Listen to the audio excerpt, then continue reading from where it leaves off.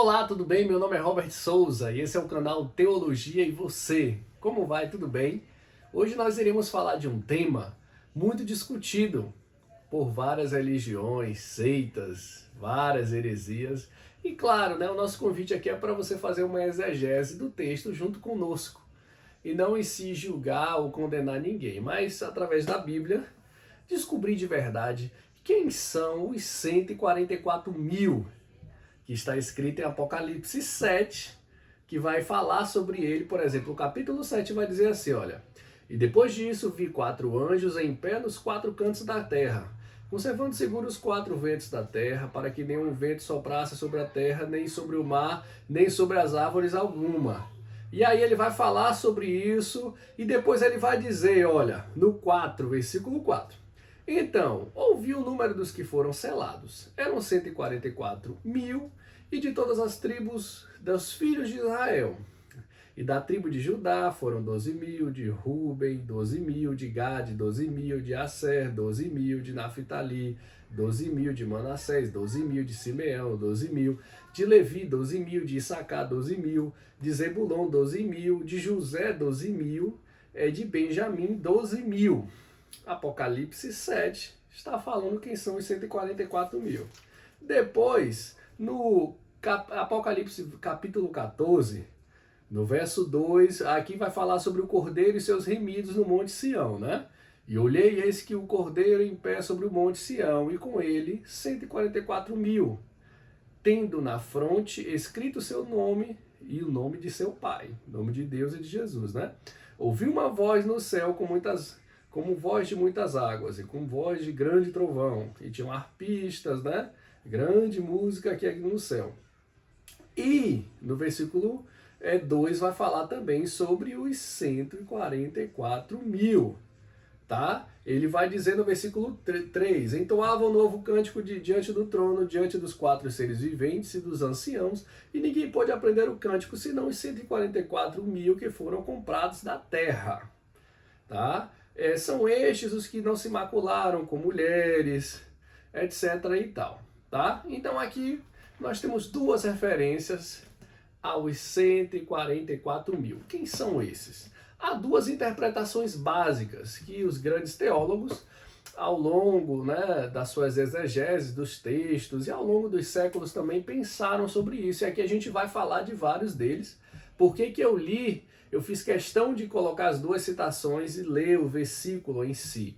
Para vocês entenderem que a conexão do Apocalipse 7 tem sincronia com Apocalipse 14. Então estamos falando do mesmo grupo, tá? O vidente João, o profeta João, quem que você quer chamar, o João, aqui ele enxerga 144 mil. Ele vê, ele ouve também.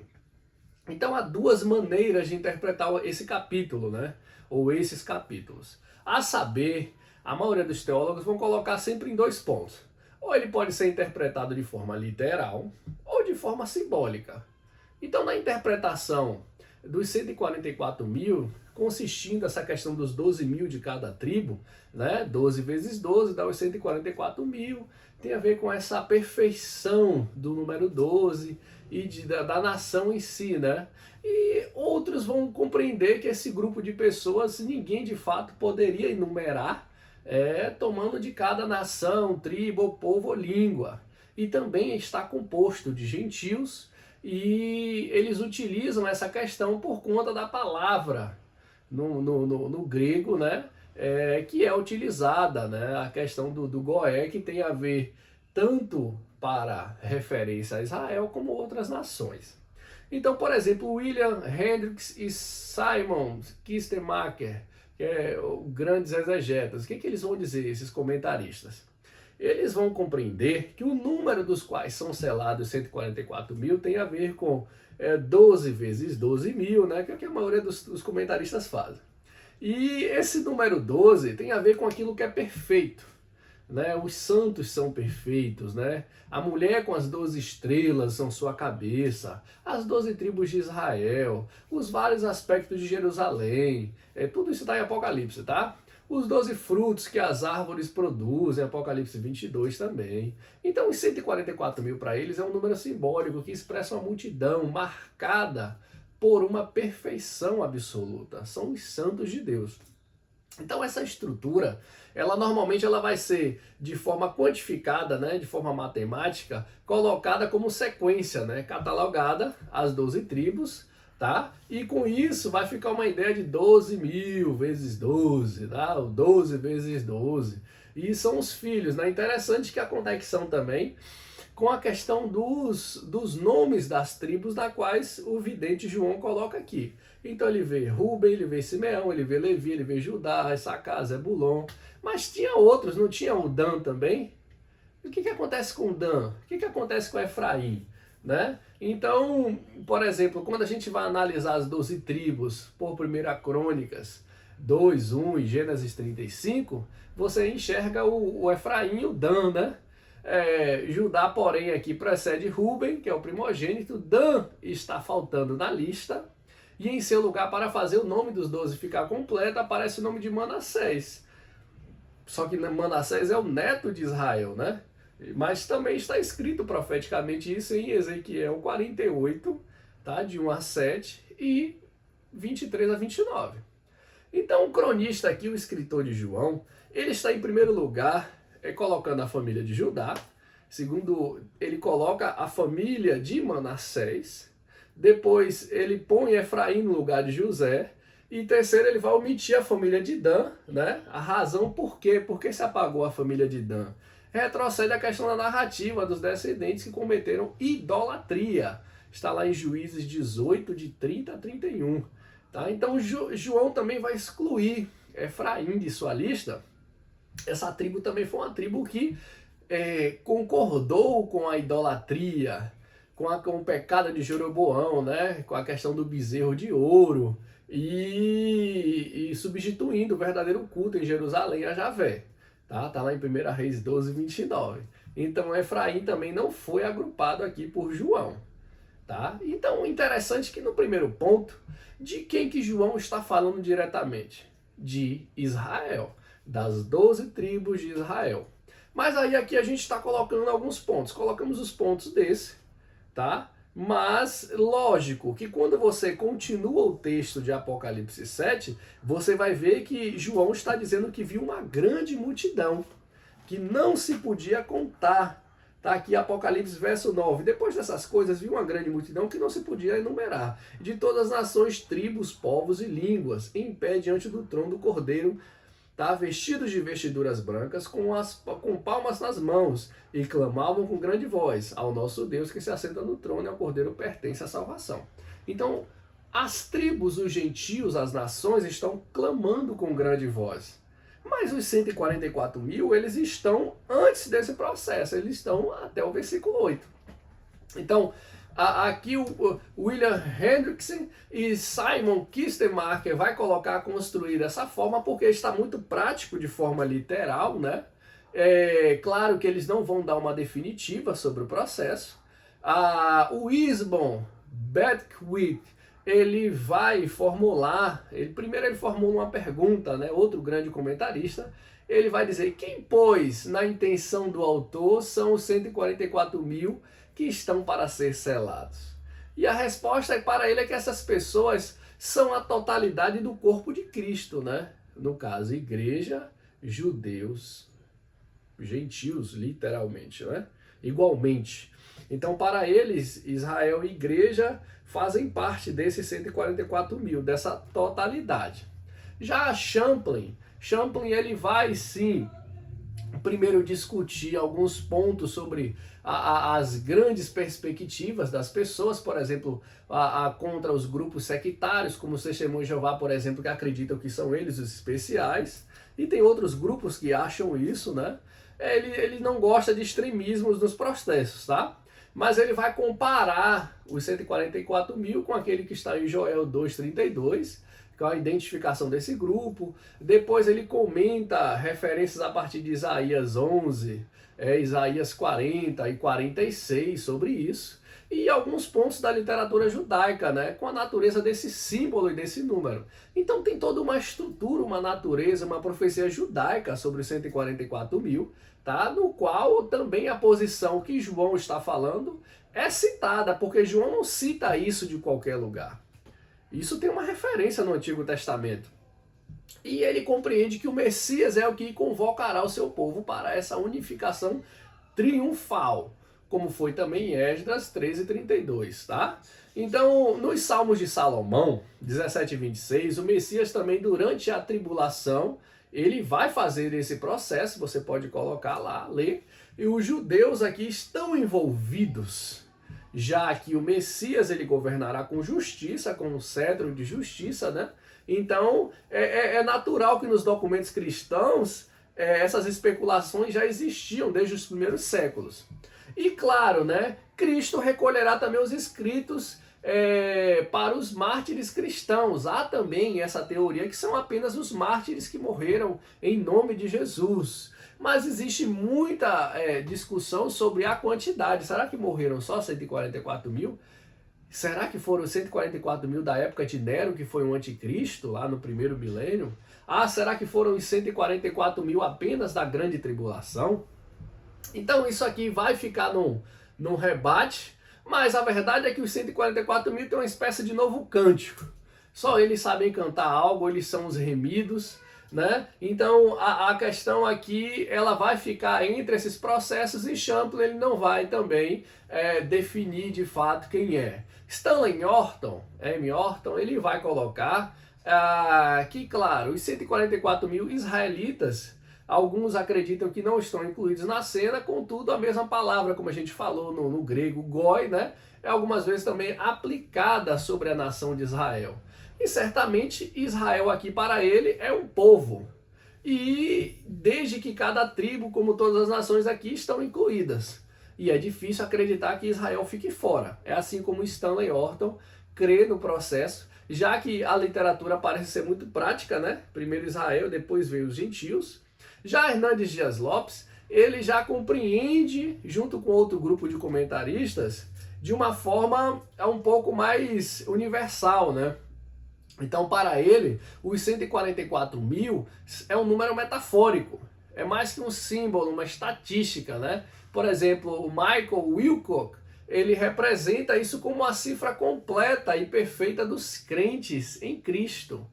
Então, essa forma universal do 144 como um número perfeito, uma representação completa de Cristo, das 12 tribos, não apenas do Israel literal, mas o Israel verdadeiro, que é o espiritual, que é a igreja, que tem a ver com os cordeiros de Cristo, tá? Que somos nós. Assim, para Hernandes Dias Lopes e Michael Wilcock, toda a igreja de Cristo é selada e está segura. Para ele, a igreja é o verdadeiro Israel de Deus espiritual, tá? Já que o Israel de hoje está morto, né? Segundo muitos creem. Então, essa é a interpretação que vai fazer mais sentido para o Hernandes Dias Lopes, tá? E aqui, claro, existem as interpretações como nós falamos, e existe também, como a gente citou um pouco mais atrás, sobre a interpretação dos Testemunhos de Jeová, que é uma seita herética, a gente já falou sobre isso em outro vídeo, dê uma olhadinha, tá? E você vai perceber muitas grandes heresias que eles colocam. E uma aqui que eles entendem que a igreja que vai morar no céu limita-se apenas a esse número. Ou seja, é só os 144 mil especiais deles que vão morar no céu e o resto, as demais criaturas receberão a vida eterna e não terão parte na igreja, mas viverão na terra, no planeta Terra, sob o domínio de Jeová, né? E a sua igreja nos céus. Então, segundo a interpretação também dispensacionalista de William Goetz, são selados 144 mil judeus para pregar o evangelho em todo o mundo, sendo protegidos de forma sobrenatural por Deus. Enquanto realizam essa missão, esses israelitas que estão vivendo no tempo da angústia de Jacó, como também foi profetizado em Jeremias 30, embora as tribos tinham cessado, Deus as conhece, Isaías 11, e perseverar, o remanescente vai ser preservado, né? E será restaurado o reino de Israel como está também Atos 1:6, e esse será o tempo da plenitude dos gentios, Lucas 21. Com a plenitude do número dos gentios, que também acredita-se em Romanos 11, né, segundo essa interpretação, os dispensacionalistas entendem que os 144 mil se refere aos judeus que se converterão depois do arrebatamento. E antes do milênio, e os que viverão na Palestina no período da grande tribulação, e serão poupados dos juízos que virão sobre o anticristo, tá bom? Então esses judeus aguardarão Jesus Cristo, o seu rei, em sua segunda vida, quando destruirá o anticristo e implantará o seu reino milenar. Então, para os dispensacionalistas, são sim judeus aqueles que ficaram na grande tribulação, tá bom? Terceiro ponto, outra terceira grande interpretação tem a ver com a interpretação pré-milenista histórica e amilenista. Os pré-milenistas e amilenistas históricos entendem que é um número simbólico, que o número 144 mil não é estatístico, mas é metafórico, tá? Os 144 mil selados das 12 tribos de Israel simbolizam Israel espiritual, a igreja de Deus na terra, tá bom? William Berkeley, que é outro grande comentarista, ele também coloca, né, os 144 mil não como uma limitação, mas sim que representa uma cifra perfeita dos crentes em Jesus Cristo, como a gente falou do outro autor aqui, tá? Ele faz aquela multiplicação de 12 vezes 12, tá bom? Então, não se aplica apenas a Israel para ele, mas para toda uma perfeição dos grupos, né? Martin Lloyd Jones diz que é quase ridículo que esse número signifique 144 mil judeus. Ele também não crê dessa forma. A igreja é o Israel de Deus para ele, tá? O Novo Testamento considera a igreja o verdadeiro Israel de Deus, segundo ele, Gálatas 6:16 e Romanos 9:6-8. Quem é de Cristo é descendente de Abraão, Gálatas 3:29. É como Martin Lloyd Jones crê nesse processo. Tá? Então aqui a gente citou uma sequência de comentaristas, falamos de vários deles, falamos das posições mais contundentes sobre o processo dos 144 mil, o que, para mim, é de forma muito prática e clara, é que sim, os 144 mil aqui realmente são judeus. Se você analisar hoje a situação de Israel, já se pode fazer a prova, né, o exame de DNA, qualquer um de vocês, eu, você, qualquer um. Existem sites, você pode fazer o teste de DNA, ver se você tem alguma ramificação com alguma das tribos de Israel. Já se é comprovado e já se tem muitos judeus sendo descobertos ao longo dos países, né, que foram, ao longo dos tempos, né, as famílias foram se distanciando, principalmente depois da questão da Segunda Guerra Mundial, da Primeira. E então, muita gente está sendo descoberto, está descobrindo que é judeu, está fazendo o seu teste de DNA, está vendo a sua árvore genealógica, porque tem todo um mapeamento completo deles, tá? E quando se descobre isso, Israel está convidando de volta. Para quê? Para a construção do terceiro templo, para a organização dos cultos. E é interessante como Deus faz essas coisas. Cada tribo de Israel tem uma ramificação do DNA de forma diferenciada. Então eles conseguem identificar quem é da tribo de quem.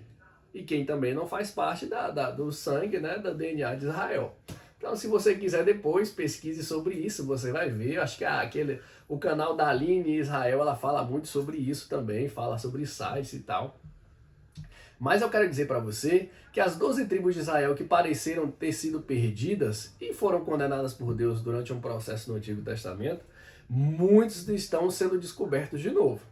Então, claro, Israel hoje está morto espiritualmente, sim, mas haverá um avivamento em Israel. E esse avivamento final, esse avivamento do reconhecimento em Jesus Cristo, que vai ser o pontapé final no processo do Apocalipse para o nosso mundo.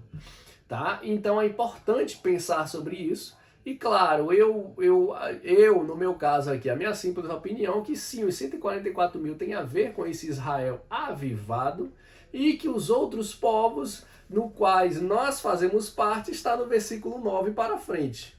Depois dessas coisas, vi uma grande multidão que ninguém podia contar, de todas as nações, tribos, povos e línguas, em pé diante do trono, diante do Cordeiro. eu creio que eu e nós, gentios, fazemos parte desse grupo aqui. Mas João deixa muito claro que são 12 mil de cada tribo, tá? Se for um número perfeito, literal, tudo bem, amém. Mas se não for também, amém também. Mas o que nós sabemos é que tanto Israel quanto as nações estarão unidas, juntas, diante do Cordeiro, nesse processo final, tá bom? Então, se você curtir, se você gostou, curte, compartilha, indica para um amigo e Deus abençoe a todos, tá bom? E claro, 144 mil não tem a ver com adventista, com TJ, com ninguém de seita nenhuma. Ninguém é povo exclusivo aqui nesse processo, não. Principalmente esses, tá bom? Deus abençoe a todos e até a próxima. Valeu!